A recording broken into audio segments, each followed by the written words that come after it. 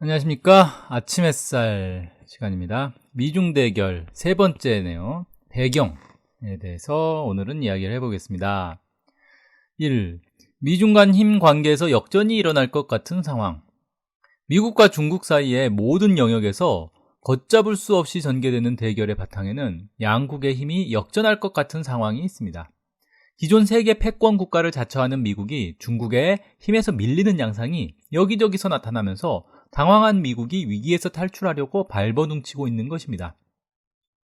미중 간 힘의 역전에 대해서는 이미 많은 전문가들이 다양한 분석을 내놓고 있습니다. LG경제연구원은 2017년 9월 7일 발표한 향후 5년 미중 관계 변화와 영향에서 미국과 중국 간의 국력 격차가 서서히 좁혀지고 있는 장기 추세 속에서 앞으로 5년은 향후 미중 관계의 전개에 있어 의미 있는 변곡점이 될 것이라고 분석했습니다. 경제 영역에서 중국은 무서운 속도로 미국을 따라잡고 있습니다. 물론 아직까지 미국이 세계 경제에서 차지하는 비중이 중국보다 높습니다. 하지만 중국의 경제 성장률이 더 높아 2030년 경에는 역전할 것으로 전망됩니다. 게다가 올해 코로나19로 인해 미국 명목 GDP가 21조 달러에서 14조 달러 규모로 추락하면서 GDP 순위에서 중국에 밀릴 것으로 보입니다. 미 경제 전문지 포춘이 해마다 발표하는 글로벌 500대 기업을 보면 2019년 사상 처음으로 중국계 기업의 수가 미국보다 많은 것으로 나왔습니다. 통신, 정보산업, 인공지능, 드론 등 최첨단 사업 분야에서도 중국이 독점적 기술을 확보하거나 미국을 추월하고 있습니다. 중국은 이미 최첨단 과학기술력을 동원해 코로나19 대처에서도 미국을 앞질렀습니다. 미국은 1980년대 플라자 합의로 일본의 팔을 비틀어 경제 위기를 돌파한 경험을 가지고 있습니다. 하지만 중국은 일본처럼 미국이 마음대로 좌지우지할 수 있는 하위 동맹국이 아닙니다. 그리고 과거처럼 미국의 압박에 타협과 후퇴로 대응하지도 않습니다. 지난해 미중 무역전쟁을 보면 중국이 경제 전면전도 불사하겠다는 강경 입장을 가지고 있음을 알 수 있습니다. 군사 영역에서도 중국의 추월 현상이 나타납니다. 지난 5월 28일 미 상원 군사위원회 제임스 인호프 위원장과 잭 리드 민주당 간사는 공동기고문을 통해 중국이 군 현대화를 통해 모든 영역에서 미국과 격차를 좁히고 있다라며 미국의 군사적 우위는 중국의 위험한 수준으로 침식됐다. 다음번 국가 대 국가의 전쟁에서 미국이 질 수도 있다라는 국방전략위원회 보고서 내용을 언급했습니다. 해리 해리스 주한미 대사는 미 태평양 사령관 시절인 2018년 3월 15일 미 상원 군사위원회 청문회에서 중국은 눈이 휘둥그레질 정도의 공세적인 군사 증강을 했고 군사의 모든 분야에서 미국과 정면으로 대결할 수 있는 상황이 되었다. 중국의 이러한 군사력 확장은 미사일, 유지 시스템의 현저한 증강, 5세대 전투기 능력, 해군의 규모와 능력의 증대 등 모든 것을 포함하고 있다라고 하였습니다. 확실히 중국의 최첨단 무기 개발 속도는 미국을 앞서고 있습니다. 2015년 11월 22일 중국이 신형 공대공 미사일 PL-15 시험 발사에 성공하자 같은 날 미 공군사령관 허버트 호크 칼라일 대장은 PL-15의 사거리는 미군의 모든 공대공 미사일보다 길기 때문에 F-35 스텔스 같은 전투기뿐 아니라 폭격기와 공중급유기에도 위협이 돼 미 공군이 태평양에서 작전을 수행하는데 치명적일 수 있다라고 우려했습니다. 그러면서 신형 공대공 미사일 개발을 위해 예산을 편성해야 한다고 주장했습니다. 하지만 2016년 11월 중국 공군은 PL-15보다 사거리가 더 긴 공대공 미사일을 노출시켜 미군과의 격차를 더 벌려버렸습니다. 이처럼 중국이 미국을 추월하는 게 시간 문제로 나타나자 초조해진 미국이 중국 공격에 매달리고 있는 것입니다. 중국의 추월은 미국이 세계 최강대국의 지위에서 밀려나는 것을 의미하며 치열한 국제 질서에서 한번 밀려나면 영원히 2류, 3류 국가로 전락하는 것은 피하기 어렵습니다. 2. 미국의 영향. 첫 번째, 닉슨 독트린의 파산. 폼페이오 국무장관은 닉슨의 외교 전략이 실패했다고 선언했습니다. 사회주의 진영과의 대결에서 한 발 물러서는 닉슨 독트린, 중국과 화해하는 미중 대탕트 정책이 총파산했다는 것입니다. 표면적으로 닉슨 독트린은 미국이 체제 대결에서 한 발 빼는 내용이지만 실제로는 대결의 방법을 전환했을 뿐입니다. 베트남전과 같은 전면전의 방식이 부담되니 좀 더 교활한 방식을 사용하겠다는 의도입니다. 미국의 전략은 첫째, 주요 반제 사회주의 나라들 사이를 이간질하고 대립시키는 것이었습니다.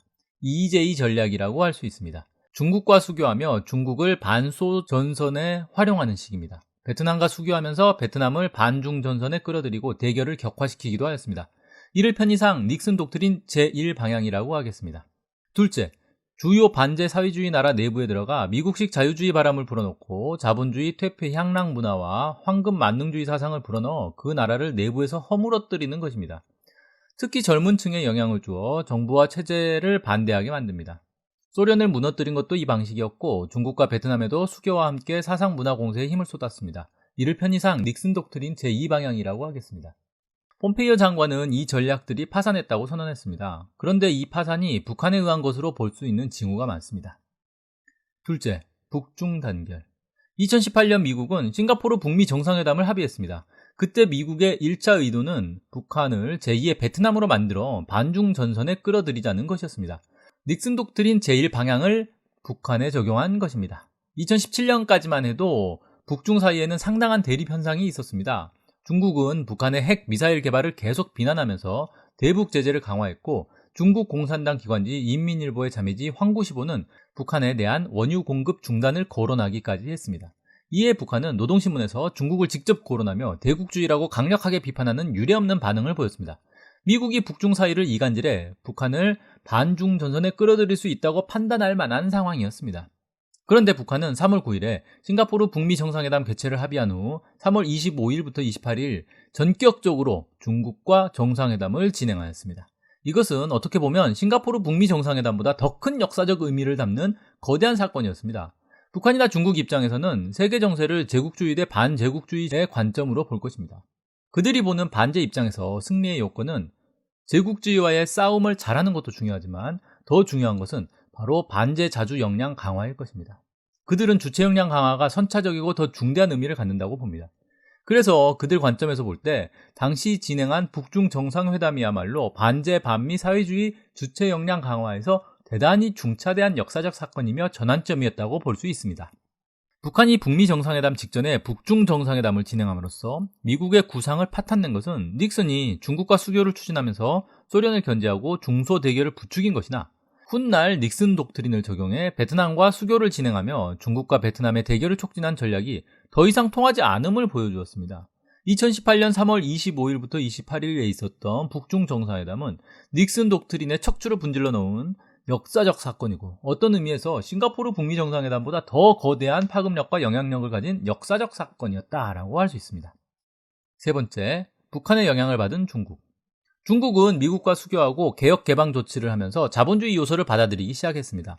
미국은 중국의 자본주의 바람을 불어넣기 위해 많은 공을 들였습니다. 그 결과 중국 사회에 여러 모순이 발생하기 시작했습니다. 특히 관료의 부정부패가 심각해졌습니다. 2012년 3월 18일 새벽 중국 베이징 시내를 질주하던 페라리 한 대가 다리 난간을 들이받았습니다.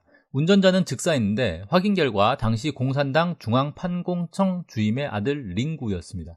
차에는 전라, 반라의 여성 2명이 더 있었습니다. 한 명은 칭하이성 공안청 부청장의 딸이었고 다른 한 명은 라마교 지도자의 딸이었습니다.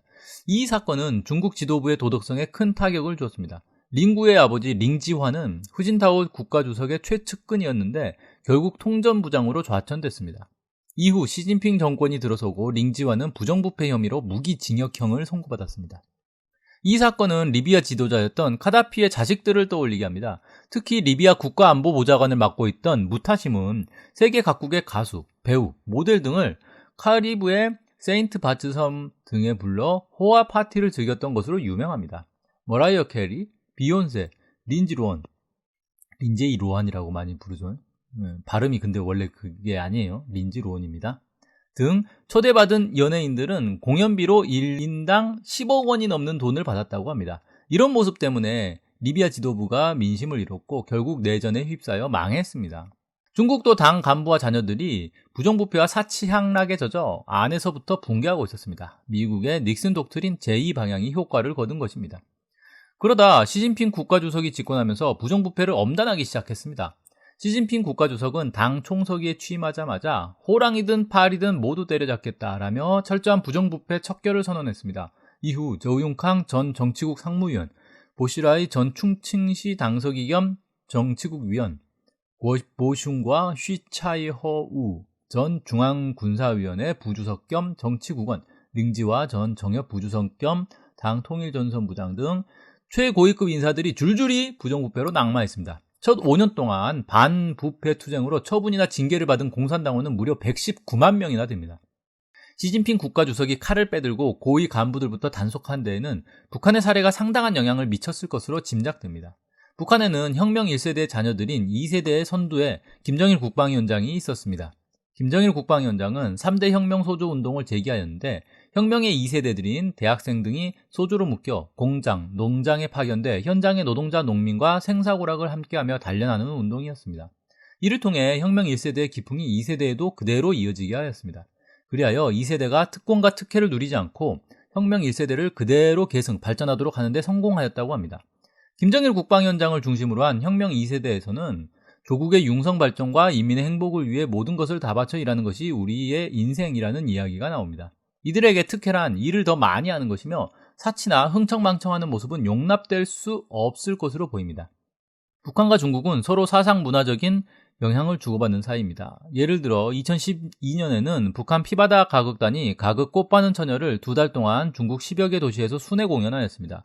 이 가극은 2008년에도 베이징 국가대극원에서 연속 5차례 공연되었으며 크게 인기를 끌어 중국에서 27차례 순회 공연한 후 인민대회당에서 추가 공연을 하기도 하였습니다.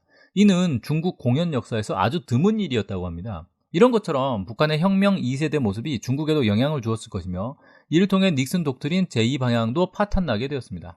중국이 북한에게 영향을 받은 게 이것만은 아닙니다. 북한이 미국을 대하는 태도를 보면서 대미 강경 노선도 배웠을 것입니다. 북한은 핵무기가 있을 때나 없을 때나 시종일관 미국의 초강경 대응을 하였습니다. 그럼에도 미국은 북한을 함부로 대하지 못하였습니다. 중국은 과거 미국의 압박에 대해 대체로 타협하고 굴복하는 모습을 보여왔습니다. 그러면서 이를 도광양해, 즉 자신을 드러내지 않고 때를 기다리며 실력을 기르는 것이라 주장했습니다.